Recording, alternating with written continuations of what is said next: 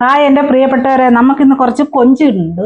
നമുക്കത് വെച്ചൊന്ന് തീയൽ വെക്കാം. തേങ്ങ വറുത്തരച്ച് തീയൽ വെക്കാം.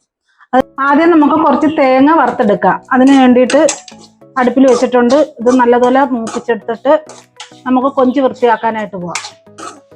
നല്ലതുപോലെ വറുത്തെടുക്കാം. കുറച്ച് എണ്ണ ഒഴിച്ച് വറുക്കാം. അത് അടിക്ക് പിടിക്കാതിരിക്കാൻ, തേങ്ങ അടിക്ക് പിടിക്കാതിരിക്കാനൊക്കെ.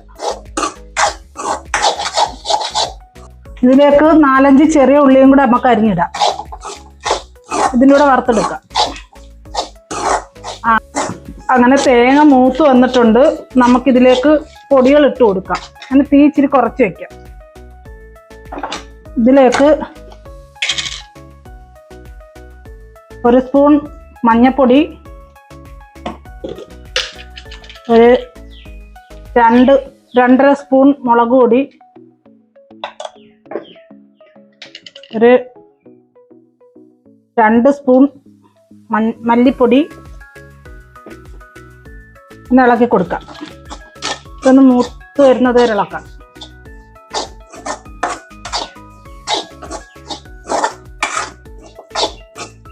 ഇനി നമുക്കിതിലേക്ക് കുറച്ച് ഉലുവാപ്പൊടിയും കൂടി ഇട്ട് കൊടുക്കാം.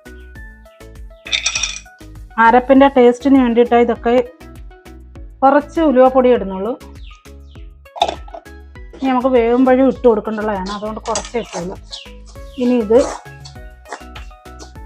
നല്ലതുപോലെ മൂത്ത് വന്നിട്ടുണ്ട്. നമുക്കിനി തീ ഓഫാക്കി ഇത് തണുക്കുന്നത് വരെ ഒന്ന് വെയിറ്റ് ചെയ്യാം. അതിനുശേഷം നമുക്ക് മിക്സിയിൽ അടിച്ചെടുക്കാം. അപ്പോഴും നമുക്ക് പോയി കൊഞ്ച് വൃത്തിയാക്കിക്കൊണ്ടുവരാം. കൊഞ്ച് വൃത്തിയാക്കിയിട്ട് വരാം.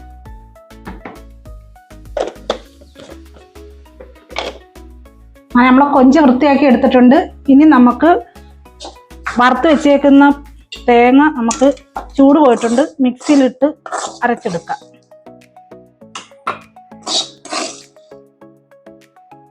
അരപ്പ് നമ്മൾ ഒട്ടും വെള്ളം ഒഴിക്കാതെ അരച്ച് നല്ലതുപോലെ പേസ്റ്റ് രൂപത്തിൽ അരച്ച് വെച്ചേക്കാണ്. ഇനി നമുക്കൊരു ചട്ടി വെച്ച് കൊടുക്കാം അടുപ്പിലോട്ട്.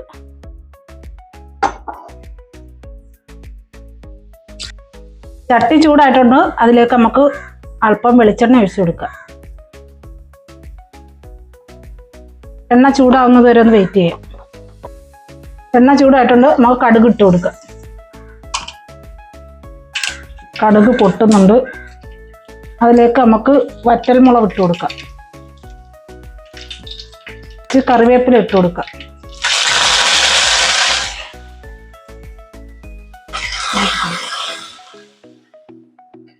ഇതിലേക്ക് നമുക്ക് ചെറുതായിട്ട് അരിഞ്ഞു വെച്ചേക്കുന്ന ചെറിയ ഉള്ളി ഇട്ട് കൊടുക്കാം.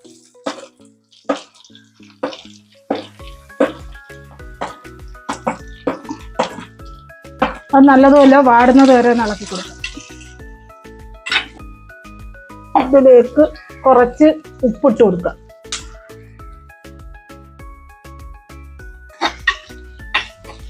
വാടുന്നത് വരെ നിൽക്കുക. ഇതിലേക്ക് 3-4 പച്ചമുളക് അരിഞ്ഞിട്ട് കൊടുക്കാം.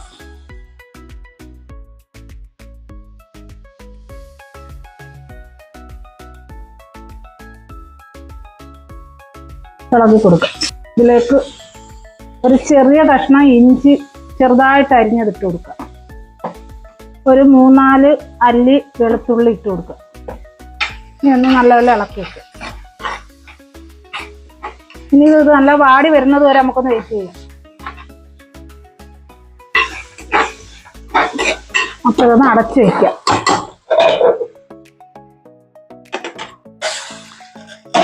ഇതിലേക്ക് നമുക്ക് വൃത്തിയാക്കി വെച്ചേക്കുന്ന കൊഞ്ചിട്ട് കൊടുക്കാം.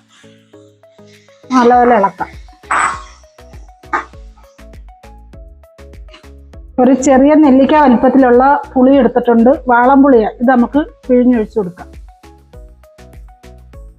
ഇതിലേക്ക് കുറച്ചും കൂടി ഉപ്പിട്ട് കൊടുക്കാം. കുറച്ചും കൂടി ഉപ്പിട്ട് കൊടുക്കാം. ഇത് നമുക്ക് നല്ലപോലെ ഇളക്കി വെച്ച് കൊടുക്കാം. ഈ ഉപ്പും പുളിയും എല്ലാം കൂടെ ഈ കൊഞ്ചിനകത്തൊന്ന് പിടിക്കട്ടെ. അതുവരെ നമുക്കൊന്ന് അടച്ചു വെക്കാം. ഒന്ന് തിളച്ച് വരുന്നത് വരെ ഒന്ന് അടച്ചു വെച്ച് കഴിക്കാം.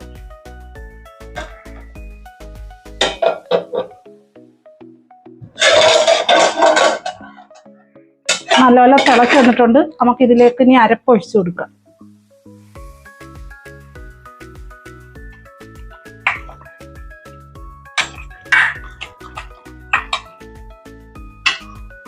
കുറച്ച് വെള്ളം ഒഴിച്ച് ജാറ് കഴുകി ആ വെള്ളവും കൂടെ ഒഴിച്ച് കൊടുക്കുക.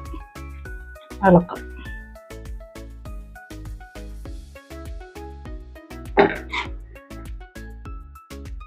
കുറച്ച് വെള്ളം കൂടെ ഒഴിച്ച് കൊടുക്കാം നമുക്ക്.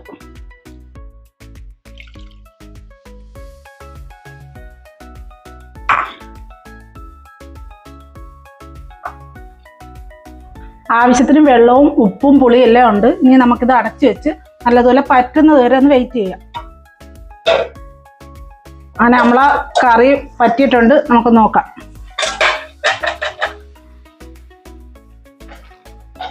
നമ്മളെ കൊഞ്ച് കറി ഇവിടെ റെഡി ആയിട്ടുണ്ട്. ഇനി തണുക്കുന്നത് വരെ ഒന്ന് വെയിറ്റ് ചെയ്യാം. അങ്ങനെ നമ്മളെ ഉച്ചയൂണ് റെഡി ആയിട്ടുണ്ട്. നമുക്കിന്ന് കൊഞ്ച് വെച്ചത് നമുക്ക് കറി ഒഴിച്ച് ടേസ്റ്റ് ചെയ്ത് നോക്കാം.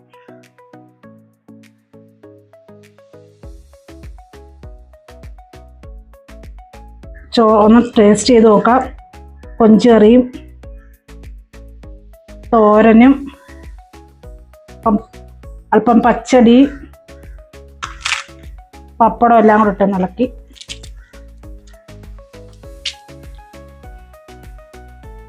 കൊഞ്ചൊക്കെ ഉണ്ട് കഴിക്കുന്ന.